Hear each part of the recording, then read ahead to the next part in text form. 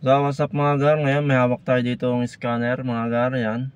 Kung makikita ninyo, dahil ang topic natin ngayon mga gar for today's video is paano gumamit ng scanner ng sasakyan mga gar. So yan, kung makikita nyo, ang gamit kong scanner dito is Maxicom. So ituturo ko lang kung paano to gamitin para lang sa mga beginner na hindi alam kung paano magamit ng scanner ng sasakyan at gusto matuto mga gar. So ipapakita ko sa inyo. Ito mga gar, hawak ko ngayon yung ating scanner. So bale meron yan ditong itong pinaka power button niya yan mga gar. Tapos meron niyang nasa likod na ang tawag dyan mga gar is OBD port.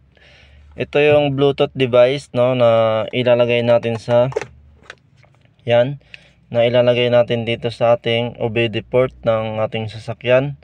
Meron tong designation na location kung saan mo dapat ilalagay, depende sa sasakyan mga gar. So yan, pero mamaya tayo dyan, papakita ko paano yan ilalagay.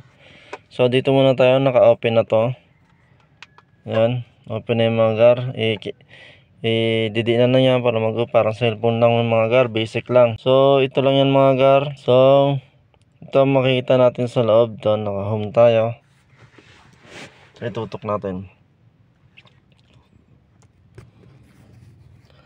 So yan, meron ditong home, yan. Makita nyo yung mga application sa loob niya mga gar. Ito yung ating Abtel na Maxicom. Yan, pero hindi natin yan kailangan. So dito tayo, pupunta muna tayo dito sa yan, di ba? Ito yung sa mga sasakyan. Kung paano ka kung anong sasakyan yung pipiliin mo. Kunyari magpapasok tayo ng sasakyan mga gar, kung anong, gaya ngayon ang hawak natin ngayon is Toyota.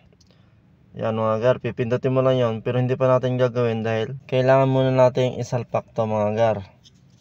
So yan, sasalpak natin, papakita ko sa inyo. Dito yan mga gar, ang location. Kadalasan yan, dito yan lagi sa ilalim. So yan, kita ko kagad siya. Yan mga gar, pag may nakita kayong ganyan, yan ay mismo yung OBD ano niya, connection niya mga gar. Ito yung ating OBD, ito yung OBD port. So mga gar, connection na. Pero siyempre mga gar, pag nakakabit na yan, kailangan nating naka-on ang ating sasakyan. Yan, siyempre i-on natin para connected siya. So on lang, tamang naka-on lang yan mga gar.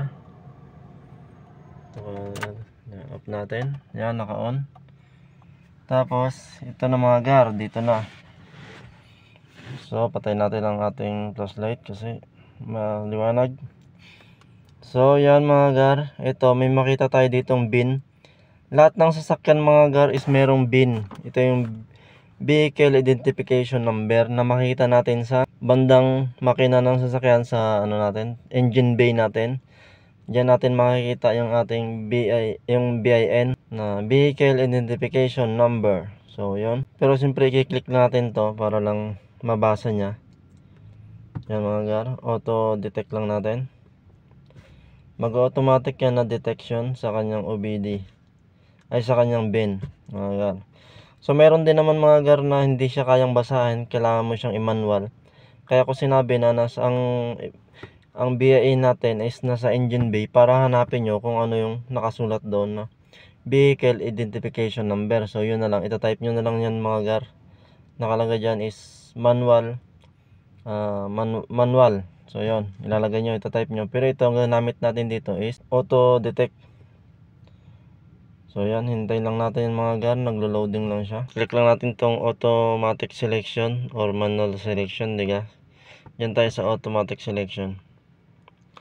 Tapos meron ditong bin. Lalagay natin tong red. I-red natin. So ganyan lang naman mga gar, kailangan nyo lang basahin at intindihin kung ano yung mga nakasulat para hindi rin kayo malito. Dito na tayo. So diagnosing natin, diagnose. So kailangan natin yan i-diagnose. Tapos pindutin lang natin tong auto scan para ma-scan nya yung ating, kung meron tayong mga fault code. Ito na yung mga gar. So kung meron tayong fault code, yan makikita nya. Pero ito naman mga gar is wala tong check engine, kaya wala tong makita natin dito na So yun lang nakita nya, itong combination meter.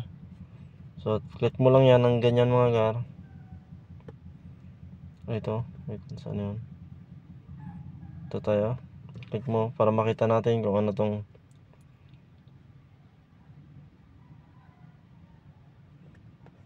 kung ano yung kailangan. Basahin mo lang ito mga gar. Tapos ano natin kung anong kailangan natin.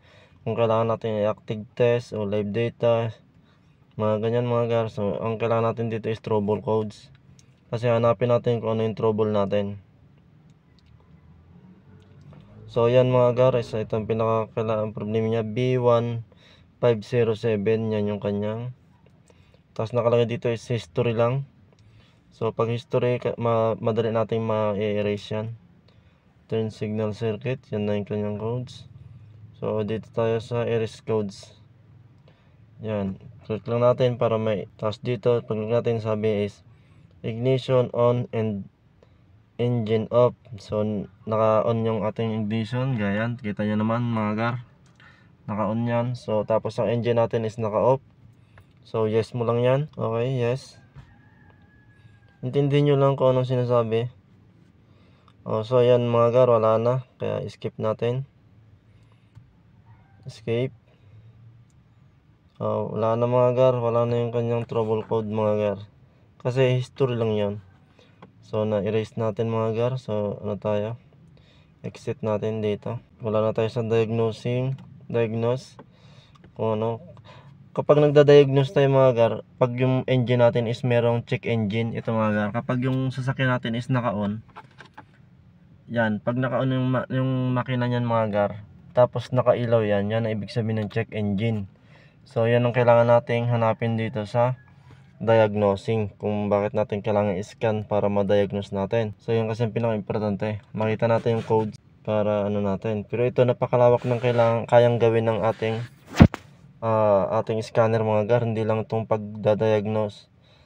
Check natin yung iba dito kaya niyang gawin. Ito yung mga kaya pang gawin mga gar ng ating sasakyan. Kaya niya mag oil reset itong EBP. Tsaka kaya niyang tingnan din yung ating battery mga gar, brake fluid. Yan mga gar, ang kaya niyang. Tsaka itong odometer. Dito sa odometer mga gar, kaya na tong i-reset yung ating odometer, pero hindi natin gagawin yan siyempre. Yan, oil reset kapag nag-ano tayo mga gar. Meron tayong mga sasakyan na yung na kailangan naka mga gar, tawag dyan, yung nagkakaroon ng ilaw na engine na kailangan change oil. Hindi kasi yan, after change oil hindi naman mawawala yan, kailangan natin yan oil reset. So yan mga gar, injector. Tapos itong IMO na to mga gar, immobilizer yan. So ito, dito rin tayo makakapag-program ng, papakita natin, wag na pala. Yung sa immobilizer ni mga gar, dito rin tayo makaka-program ng ating mga case. Kunyari nawala yung ating mga susi mga gar, kailangan natin i-duplicate. Kapag mayroon tayong chips na kailangan dito, kaya natin i-program dito mga gamit itong ating scanner. So yun, immobilizer, kailangan natin i-program yung ating ipapalit na susi o idadagdag na susi. So yun, ganun lang ka basic, ganun ka gandang ating mga scanner mga gar. Pero siyempre halos lahat naman ng kailangan talaga natin dito sa scanner is yung sa pag-diagnose. Yun ang pinaka-importante talaga sa lahat. Tsaka yung sa immobilizer kapag magdadagdag tayo ng susi. So yun lang mga gar, ganun ka-basic lang ang paggamit ng ating scanner. Ang gamit natin yung scanner, ulitin natin, is Maxicom at Abtil. So yan mga gar, i-off lang natin to. Tapos tatanggalin natin, huwag niyong kakalimutan, tanggalin natin tong ating scanner dahil napakamahal niyan mga gar. So hanggang dito lang mga gar, sana mayroon kayo natutunan sa aking paliwanag, kahit medyo magulo at medyo magulo nga talaga. So at least ginawa ko naman talaga ang lahat para lang maipaliwanag sa inyo ng maayos ang about sa ating scanner at kung paano gumamit. So kung may natutunan kayo mga gar sa aking paliwanag at sa ating video, sana paki-click naman yung ating subscribe button mga gar. Maraming salamat. Alright.